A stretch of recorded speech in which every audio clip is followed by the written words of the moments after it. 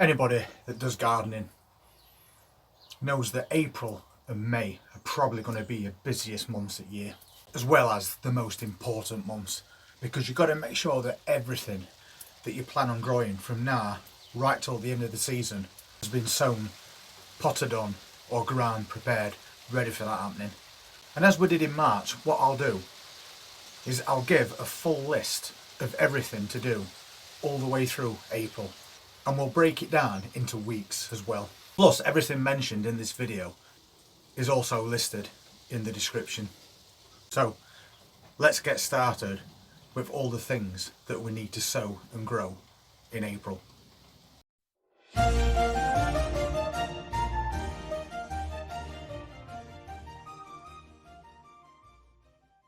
I think one of the main things that people need to remember as we go into April is that we're not out at woods yet. Not 100%.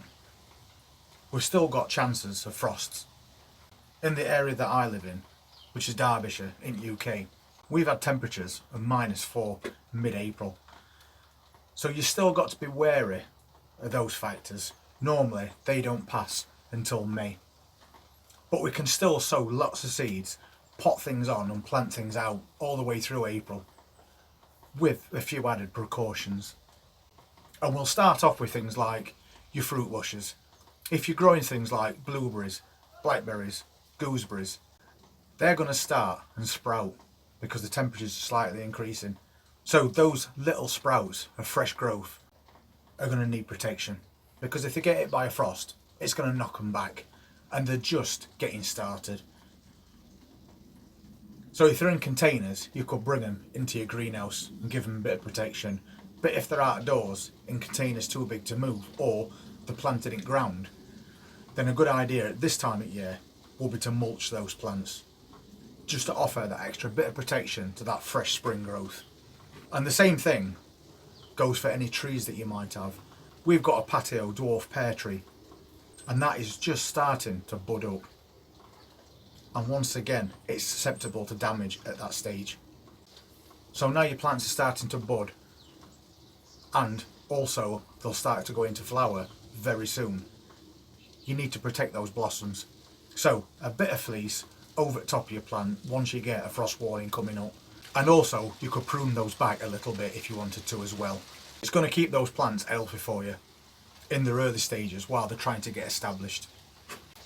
We've already done quite a few broad bean plants, and we've put them in pots because we're growing them indoors because they're a dwarf variety. We've grown those quite early in season. So by now you should have already sown some seeds for your broad beans and got them growing into quite decent sized plants. Well, April's a perfect time to get those outside in ground.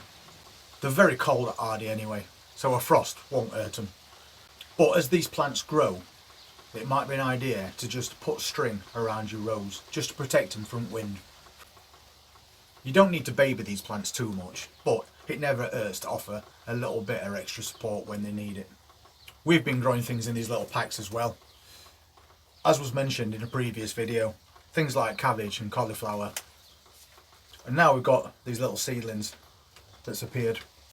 So at this point, because we always multi-sow to make sure we get at least one plant out of every cell, what you want to be doing now is thinning out these seedlings. If you've got more than one plant growing in the same cell, get rid of the weaker ones and let your stronger ones grow on.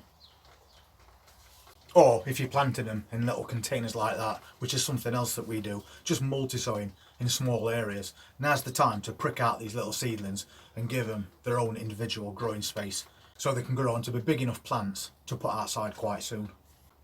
Earlier on in the year, we started off some cauliflowers as well, and they've grown up to be quite decent plants. Plants about that size. And April's a good time to start and get those plants in ground, especially cauliflowers, because your cauliflowers grow a lot better through cooler parts of the year. If they get too hot, they tend to bolt or split open and then they're ruined. So it's always better to grow your cauliflowers early and get them outside as soon as you can, so you can harvest those early summer before it gets too hot. We can finally start thinking about our salads as well. So if you haven't already grown any lettuce, sow some seeds and get some lettuce growing. We've got a little one in this pot here and it's doing alright. It's coming on. It's more than doubled in size, even though it has been quite cool over recent weeks. But this is one that we're growing so we can harvest leaves from it, and it's called Cut and Come Again. And outside in that container garden we've got an even bigger one, and that's absolutely full of all different types of lettuce leaf. And what I tend to do at this time of year is I'll start sowing different varieties of lettuce. Again, multi-sown in little containers like this. And they don't take long to grow into seedlings big enough to just prick out. So we'll prick them out and then we'll pop them into packs like this. Around 12 plants at a time, or 6 depending on what containers you've got.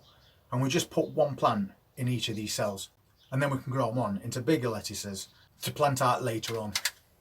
But if you do like your salads, starting from April, sow your seeds in those little containers every 2 weeks, and then you'll be guaranteed to have lettuce all the way through season. We've been growing onions as well through winter in these little cells. They're growing quite happily. Now's the time to get these out though. And we have recently moved quite a few into a bigger container, once again to pop in that container garden. But if you've not already started off any onions, in April you can actually just sow the seeds directly outside. Just clear yourself in an ice bed, make sure it's weed free and it's got plenty of fertiliser in it, and then you can just broadcast onion seeds in straight rows for thinning out later on, and they'll germinate quite happily outside at this time of year. And staying on the subject of onions, if you like spring onions like we do, then you want to start and sow spring onions every 2 weeks as well, because we grow these just for the onion tops, which you'll know if you've seen previous videos. And we also grow them in containers, and we harvest these tops every few weeks, and then we leave them in these containers and they grow back again, and they'll grow back 3 or 4 times before the plants is done. Or you could grow spring onions for the bulbs in bunches like what you buy from the supermarket. But if you've not already sown any spring onions, then sow some now and then re-sow every fortnight throughout the season, and then you're guaranteed either fresh green onion tops or bunches of spring onion bulbs. Hopefully by now you'll have got some decent sized pepper plants. All the way through winter you have to grow them indoors because they grow very slowly and they also need a very long growing season. So hopefully by now you've got plants of a decent size, a few inches or so.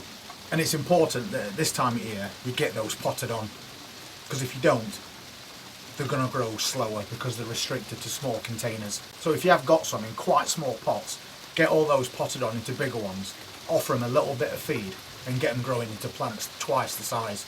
Because in a few weeks time, they need to be ready to be put in your greenhouses, whether that's in the ground or in containers. And even though it's only the first week of April, you can now start and sow things like spinach outside. You don't have to, but they will grow quite happily outside with the seeds directly sown into the ground. Or you could do what we do and bring them on in little containers for planting out later on. But if you haven't got a greenhouse or anywhere to sow seeds indoors, then the beginning of April is a perfect time to start sowing those spinach seeds directly into your containers or raised beds. And that's week 1 of April finished. And obviously, because there's so much to cover through the month of April, that's the reason why we're breaking these videos down into 4 parts. And by doing it this way, you can take it in stages. And you'll know exactly what you're doing from 1 week to the next, from now right up until the beginning of May. And if you're interested in seeing the rest of the parts to this guide for sowing and growing in April 2023, then please hit that subscribe button and press that notifications bell, and we'll see you on the next one. Take care.